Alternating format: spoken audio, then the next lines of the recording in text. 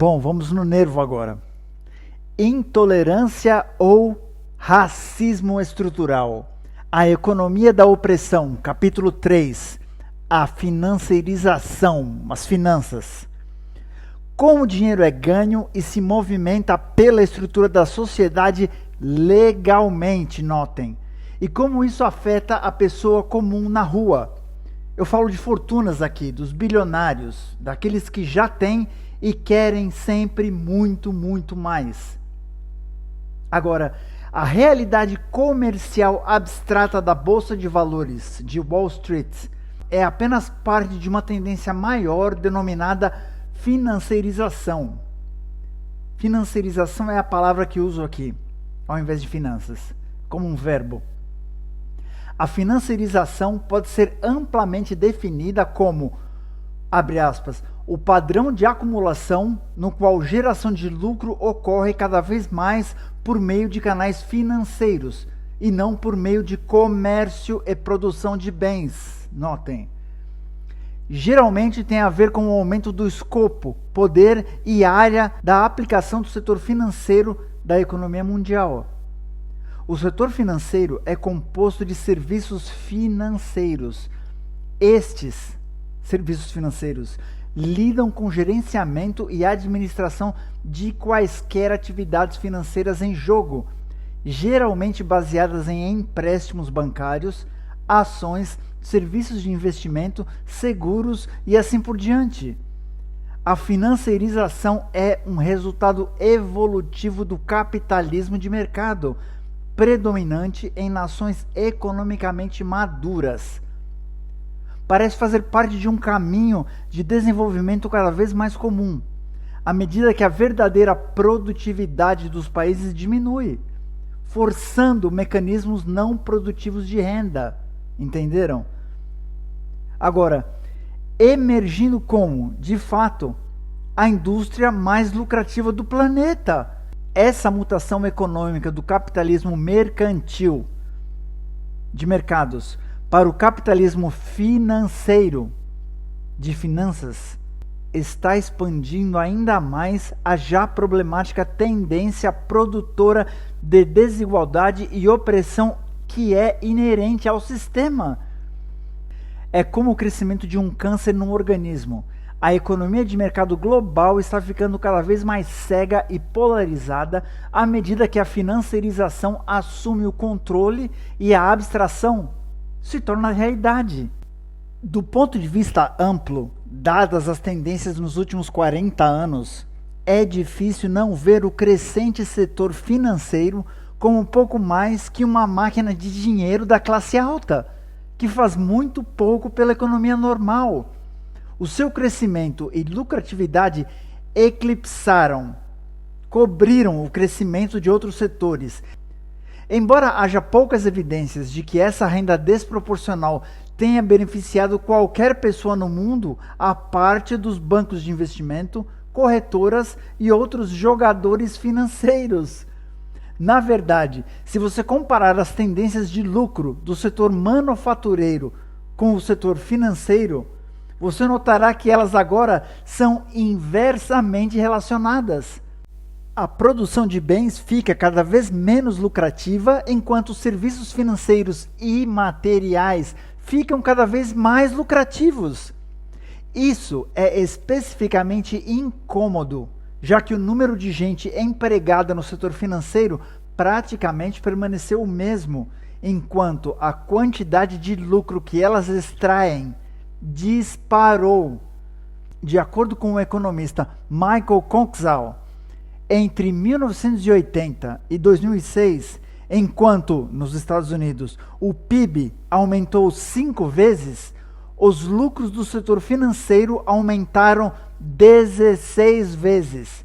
Enquanto os lucros financeiros e não financeiros cresciam aproximadamente na mesma taxa antes de 1980, entre 1980 e 2006, os lucros não financeiros cresceram 7 vezes, enquanto os lucros financeiros cresceram, novamente, 16 vezes. Fecha aspas. Em 1950, o setor financeiro dos Estados Unidos respondia por cerca de 2% do PIB do país, crescendo para 9% em 2013. Anos depois, são mais de 30%. No entanto, o número de pessoas empregadas no setor dos Estados Unidos tem sido inferior a 5% desde 1950. E isso são toneladas de dinheiro indo para muito pouca gente. Mais uma vez, falamos aqui de uma indústria que lida com ativos financeiros intangíveis e taxas, não com produção verdadeira, não produção real de nada que as pessoas usam. É tudo abstrato.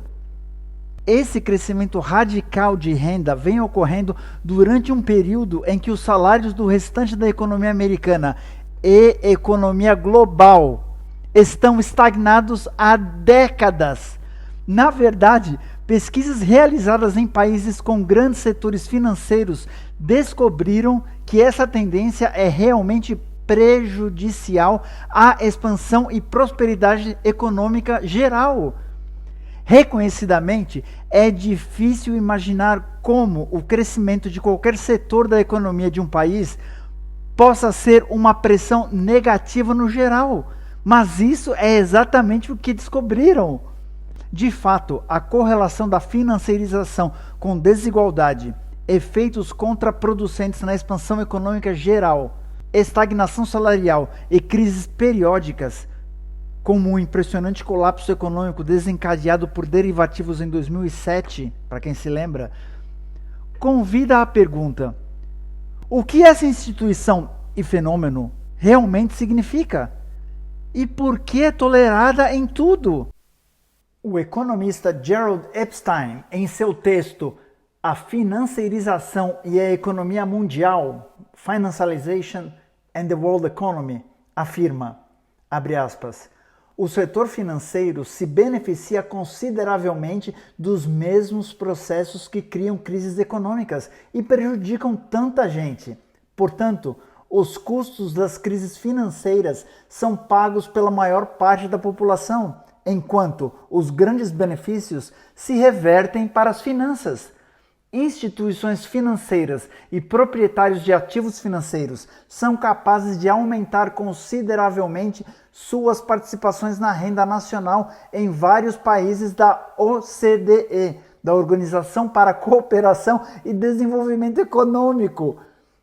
Desde o início dos anos 80, a financiarização teve amplamente profundo impacto negativo nas operações das corporações não financeiras dos Estados Unidos e do mundo. Fecha aspas. A pesquisa de Epstein também explora como o crescimento do poder financeiro é intimamente ligado à globalização e ao neoliberalismo. Com a globalização sendo a expansão das redes de mercado por todo o mundo e neoliberalismo sendo a visão de que livre comércio desregulamentado é o modo adequado do mercado, a financiarização. É bem argumentado ser um desenvolvimento natural nesta suposta liberalização da economia mundial.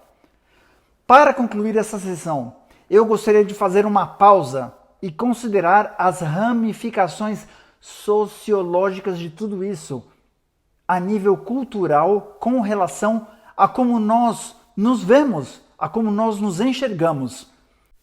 O surgimento da financiarização é o surgimento de uma abstração econômica que exacerba a natureza já desumanizadora e comoditizadora do capitalismo de mercado, como um grande tumor sufocante gerado a partir de um câncer existente na sua base há muito tempo.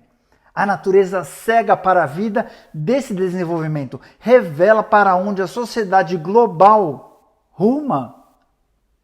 Embora a financiarização seja contextualizada aqui como um desenvolvimento estrutural que promove a separação e opressão de classes, existe uma doença mais funda aqui em jogo, que é uma de enorme risco moral. eu estendo esta definição de risco moral a qualquer coisa que encoraje desconsideração ou ofensa a outras pessoas, incluindo a apatia pelo sofrimento alheio. O que nós temos é uma espécie de sociopatologia nascida da empresa comercial agravada pela agora crescente financeirização do mundo. Desde a criação das hipotecas garantidas de escravos no sul dos Estados Unidos no início do século XIX, que permitiu que muitos países, entre aspas, anti-escravocratas, investissem em trabalho escravo, enquanto protegendo o risco financeiro por parte dos proprietários de escravos. A hipoteca garantida dos escravos. Até a prática moderna de hoje, 2023, do seguro de vida do camponês morto, aonde as empresas fazem apólices de seguro de seus funcionários, apostando em suas vidas e ganhando dinheiro quando eles morrem. A doença é palpável. Esse risco moral está em sintonia à realidade de que o setor financeiro é construído em torno, ele é construído ao redor de ganhar dinheiro em ambos os sentidos. No mercado de ações, pode-se executar o que é chamado de short sale, de venda curta. Essa é a prática de vender antes de comprar, o que significa simplesmente que você está apostando no declínio das ações de uma empresa.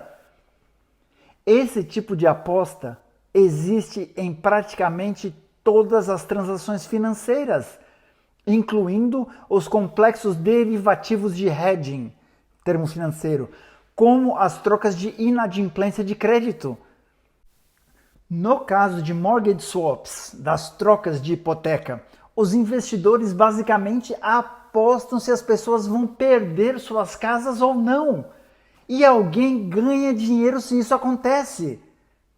Bom, nesse último parágrafo eu peço pela paciência pelo uso de termos financeiros em inglês, mas eu ressalto que a própria linguagem por eles usada e nós não sermos capazes de entender diretamente é um sinal claro da insanidade de como se ganha dinheiro e se fazem fortunas hoje, o que é absolutamente desacoplado da realidade de 8 bilhões de pessoas nesse planeta.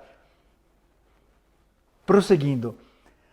Além disso, a especulação em massa da alta de energia nos mercados de comodidades, no commodities markets, podem aumentar artificialmente o preço de troca real de coisas como alimentos e energia, afetando profundamente as classes mais baixas que dependem da acessibilidade.